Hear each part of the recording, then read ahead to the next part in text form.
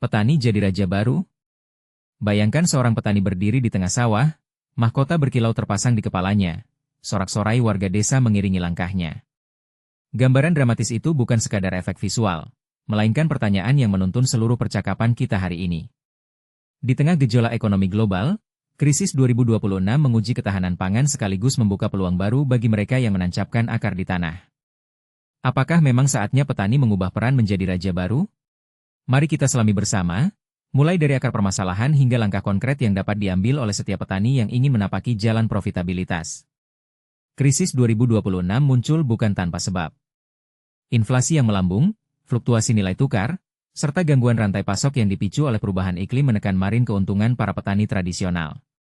Harga komoditas pokok seperti beras dan jagung menurun, sementara biaya produksi, pupuk, pestisida, tenaga kerja, menanjak. Di sisi lain, permintaan konsumen global beralih ke produk bernilai tambah, terutama yang bersifat organik, eksotis, atau memiliki manfaat kesehatan khusus. Tanah yang dulu hanya menjadi ladang padi kini menyimpan potensi yang belum tergali. Ketika pasar menuntut diversifikasi, petani yang tetap terpaku pada pola lama akan tergerus, sedangkan yang berani berinovasi berpeluang menjadi raja baru dalam ekosistem agribisnis. Akar penyebabnya dapat dilihat dari 3 sudut utama. Pertama, ketergantungan pada satu jenis tanaman membuat pendapatan tidak stabil ketika harga turun. Kedua, kurangnya akses informasi tentang tren pasar global membuat petani tidak sadar akan peluang yang menguntungkan. Ketiga, sistem pembiayaan yang masih terpusat pada kredit tradisional menahan petani dari berinvestasi pada tanaman baru yang memerlukan modal awal lebih tinggi namun menjanjikan marin lebih lebar. Memahami ketiga faktor ini menjadi landasan bagi kerangka solusi yang akan kita bahas selanjutnya. Kerangka solusi yang kami susun berfokus pada 3 pilar. Diversifikasi tanaman berbasis data pasar, pemberdayaan pengetahuan melalui kolaborasi dengan pakar agronomi, dan pembentukan jaringan keuangan mikro yang fleksibel. Diversifikasi bukan sekadar menanam sembarang tanaman, melainkan memilih tanaman yang terbukti memiliki profit marin tinggi, permintaan pasar yang stabil, serta persyaratan investasi yang realistis bagi petani kecil. Pemberdayaan pengetahuan melibatkan interaksi langsung dengan pakar yang dapat mengungkapkan rahasia agronomi modern, mulai dari pemilihan varietas unggul hingga teknik pertanian presisi. Jaringan keuangan mikro, di sisi lain, memberikan akses modal tanpa beban bunga berlebih, memungkinkan petani menyiapkan lahan, membeli bibit, dan mengelola risiko dengan lebih baik. Untuk mengisi pilar pertama, kami mengundang seorang pakar agronomi ternama, Dr. Arif Santoso, yang telah menghabiskan lebih dari 20 tahun meneliti tanaman komersial di berbagai zona iklim Indonesia. Dalam sesi wawancara yang kami rekam di kebun percobaan, Dr. Arif mengungkap 5 kandidat tanaman pencetak uang yang siap mengubah lanskap pertanian. Ia memulai dengan menekankan pentingnya menyesuaikan pilihan tanaman dengan kondisi tanah, iklim, dan akses pasar. Tanaman pertama yang ia soroti adalah alpukat. Dengan permintaan yang terus meroket di pasar domestik dan ekspor, alpukat menawarkan marin kotor hingga 20% bila dikelola dengan teknik pemangkasan yang tepat. Tanaman kedua adalah jahe, yang kini menjadi bahan utama dalam industri farmasi dan makanan sehat. Jahe dapat menghasilkan laba bersih lebih dari 30% per hektar, terutama bila diproses menjadi bubuk. Tanaman ketiga, stroberi, menempati posisi premium di pasar segar, terutama di kota-kota besar yang menghargai produk organik. Meskipun investasi awal cukup tinggi, tingkat pengembalian dapat mencapai 40% dalam 2 tahun. Tanaman keempat, kelapa sawit mini, menawarkan alternatif bagi petani dengan lahan terbatas. Varietas mini menghasilkan buah lebih cepat dan membutuhkan perawatan yang lebih ringan, sehingga profitabilitasnya dapat dicapai dalam 3 tahun. Tanaman kelima, cabai rawit organik, menjadi primadona di pasar kuliner lokal dan ekspor. Dengan sistem penanaman intensif, petani dapat memperoleh marin hingga 35% dalam satu musim panen. Setelah mendengar penjelasan Dr. Arif, kami menyiapkan rangkaian visualisasi data yang menampilkan perbandingan profit marin, permintaan pasar, dan kebutuhan investasi masing-masing tanaman. Pada grafik pertama, terlihat jelas bahwa alpukat dan stroberi menempati puncak profit marin, namun keduanya memerlukan modal awal yang lebih besar dibandingkan jahe atau cabai rawit. Grafik kedua menampilkan tren permintaan global selama 5 tahun terakhir, memperlihatkan lonjakan signifikan pada jahe dan stroberi, sementara alpukat tetap stabil dengan pertumbuhan moderat. Grafik ketiga menyoroti kebutuhan investasi per hektar, mengungkap bahwa kelapa sawit mini memiliki beban modal terendah, cocok untuk petani yang baru memulai diversifikasi. Visualisasi ini tidak hanya menjadi bahan pertimbangan, melainkan peta jalan yang membantu petani menilai mana tanaman yang paling sesuai dengan kondisi dan tujuan mereka. Dengan data di tangan, Langkah selanjutnya adalah mengubah pengetahuan menjadi aksi. Berikut ini kami uraikan panduan langkah demi langkah yang dapat diikuti oleh petani mulai dari persiapan lahan hingga pemasaran hasil. Pertama, lakukan analisis tanah secara sederhana dengan mengirim sampel ke laboratorium pertanian terdekat. Hasilnya akan memberitahu pH, kandungan unsur hara, dan kebutuhan penyesuaian. Kedua, pilih tanaman yang paling cocok berdasarkan hasil analisis, iklim lokal, serta kapasitas modal. Misalnya, jika tanah cenderung asam dan lahan terbatas, jahe atau cabai rawit menjadi pilihan yang lebih aman. Ketiga, susun rencana keuangan dengan menghitung total biaya, bibit, pupuk organik, tenaga kerja, dan peralatan, dan proyeksi pendapatan berdasarkan data marin yang telah dipaparkan. Disinilah jaringan keuangan mikro dapat membantu menyediakan pinjaman dengan tenor yang selaras dengan siklus panen. Keempat, persiapkan lahan dengan teknik konservasi tanah, seperti pengolahan minimum, penanaman penutup tanah, dan pembuatan bedengan yang memudahkan drainase. Teknik ini tidak hanya meningkatkan kesuburan, tetapi juga mengurangi kebutuhan irigasi. Kelima, lakukan penanaman dengan memperhatikan jarak tanam yang optimal, pola rotasi, dan penggunaan bibit unggul yang telah teruji ketahanannya terhadap hama. Dalam kasus alpukat, pemangkasan cabang utama pada usia 2 tahun sangat penting untuk mempercepat produksi buah. Keenam, terapkan manajemen hama dan penyakit secara terpadu, memadukan pestisida nabati, rotasi tanaman, dan monitoring rutin. Hal ini mengurangi kerugian dan menjaga kualitas produk. Ketujuh, setelah panen, lakukan proses pasca panen yang tepat, pembersihan, pengeringan, atau pengemasan sesuai standar pasar. Misalnya, jahe harus dikeringkan pada suhu rendah untuk mempertahankan kandungan gingerol.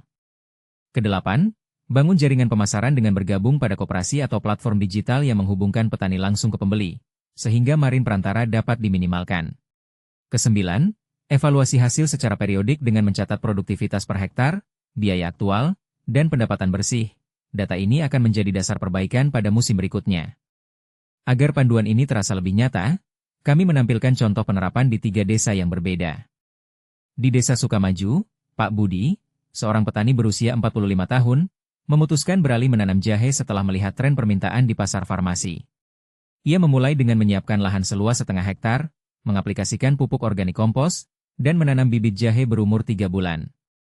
Dalam 2 tahun, hasil panen mencapai 6 ton, menghasilkan pendapatan bersih yang melampaui pendapatan dari padi tradisional 2 kali lipat. Pak Budi mengakui bahwa tantangan utama adalah mengatasi serangan hama akar. Namun dengan mengintegrasikan jamur mikoriza, ia berhasil menurunkan kerusakan hingga 10%. Di Desa Waringin, Ibu Siti, seorang ibu rumah tangga yang baru kembali ke pertanian setelah bertahun-tahun mengajar, memilih menanam stroberi organik di lahan seluas 300 meter persegi. Ia memanfaatkan rumah kaca sederhana berbahan bambu dan plastik UV, serta sistem irigasi tetes yang dioperasikan dengan tenaga surya. Pada musim pertama, hasilnya sebesar 20 kg buah segar, yang langsung terjual ke restoran kelas atas di kota terdekat dengan harga premium. Ibu Siti menekankan pentingnya pelatihan pemasaran digital, karena sebagian besar pembeli menemukan produknya melalui media sosial. Di Desa Cikole, Pak Rudi, yang memiliki lahan luas namun terbatas modal, memutuskan menanam kelapa sawit mini. Ia memanfaatkan skema pembiayaan mikro yang diberikan oleh koperasi lokal, dengan cicilan yang disesuaikan dengan jadwal panen. Tanaman kelapa sawit mini mulai menghasilkan buah dalam 2 tahun, dan hasil per kilogramnya cukup bersaing dengan kelapa sawit konvensional, namun dengan biaya perawatan yang jauh lebih rendah. Pak Rudi menambahkan bahwa diversifikasi dengan menanam cabai rawit di sela-sela kebun kelapa sawit memberikan aliran kas tambahan setiap 3 bulan. Meskipun prospek tampak menjanjikan, tidak ada usaha yang bebas risiko. Risiko iklim menjadi ancaman utama. Perubahan pola hujan dapat mengganggu siklus pertumbuhan, terutama bagi tanaman yang sensitif seperti stroberi. Untuk mengurangi dampak, petani dapat mengadopsi sistem irigasi tetes yang efisien, serta menyiapkan penampungan air hujan sebagai cadangan. Risiko harga pasar juga perlu diwaspadai, fluktuasi harga komoditas dapat menggerus marin keuntungan. Salah satu strategi mitigasi adalah mengamankan kontrak jual-beli, forward kontrak, dengan pembeli besar sebelum panen, sehingga harga sudah ditetapkan. Risiko hama dan penyakit, terutama pada tanaman yang baru diperkenalkan, dapat diatasi dengan melakukan uji coba skala kecil terlebih dahulu, serta memanfaatkan layanan penyuluhan pertanian yang menyediakan pemantauan lapangan secara berkala. Risiko keuangan muncul ketika modal awal tidak kembali dalam periode yang diharapkan. Oleh karena itu, penting untuk menghitung titik impas secara realistis, memperhitungkan semua biaya tetap dan variabel, serta menyiapkan dana cadangan untuk menutupi biaya operasional selama masa transisi. Setelah menempuh serangkaian langkah dan mengatasi risiko, petani perlu mengukur keberhasilan usaha mereka dengan indikator yang jelas. Salah satu cara adalah membandingkan produktivitas aktual per hektar dengan standar produktivitas nasional untuk tanaman yang dipilih. Peningkatan di atas rata-rata menandakan keberhasilan teknik agronomi yang diterapkan. Selanjutnya, menghitung rasio profit bersih terhadap total investasi memberikan gambaran tentang efisiensi keuangan. Rasio di atas 1 menunjukkan bahwa pendapatan melebihi biaya.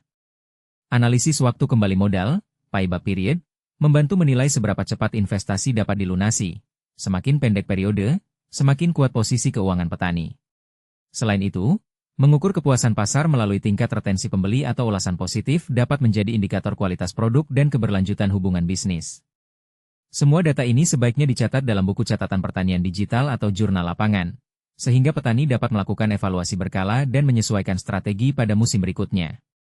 Menyimpulkan perjalanan kita, krisis 2026 memang menantang, namun sekaligus membuka pintu bagi petani yang berani berinovasi. Dengan memahami penyebab utama ketidakstabilan pendapatan, memanfaatkan data pasar untuk memilih tanaman dengan margin tinggi, serta melangkah secara terstruktur melalui persiapan lahan, pendanaan, penanaman, dan pemasaran, petani dapat bertransformasi menjadi raja baru dalam rantai nilai agrikultur.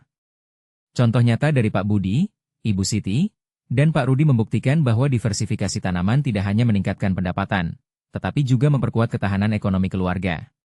Menghadapi risiko, petani harus mengadopsi praktik mitigasi yang berbasis ilmu, serta selalu mengukur hasil dengan indikator yang objektif. Kini giliran Anda, penonton, untuk merenungkan apa yang dapat Anda lakukan. Apakah Anda seorang petani yang sedang mencari arah baru, atau seorang pengamat yang ingin memahami dinamika pertanian modern? Langkah pertama adalah meninjau kembali lahan dan sumber daya yang Anda miliki, lalu mencocokkannya dengan peluang pasar yang telah kami paparkan. Jika Anda tertarik untuk menggali lebih dalam, jangan ragu untuk berlangganan kanal ini, karena kami akan terus menyajikan konten yang mengupas strategi agribisnis, teknologi pertanian, dan kisah sukses petani Indonesia. Bergabunglah dalam komunitas komentar di bawah, bagikan pengalaman atau pertanyaan Anda, dan mari bersama-sama membangun ekosistem pertanian yang lebih produktif, berkelanjutan, dan menguntungkan. Petani menjadi raja baru bukan sekadar slogan, melainkan realitas yang dapat dicapai melalui pengetahuan, aksi, dan kolaborasi. Terima kasih telah menyimak, sampai jumpa di episode berikutnya. Intinya, jalankan langkah kecil ini secara konsisten supaya hasilnya benar-benar terasa dan perubahanmu tidak berhenti di tengah jalan. Kalau video ini ngebantu, subscribe sekarang, tekan like, tulis pendapatmu di kolom komentar, dan share ke temanmu biar makin banyak yang terbantu.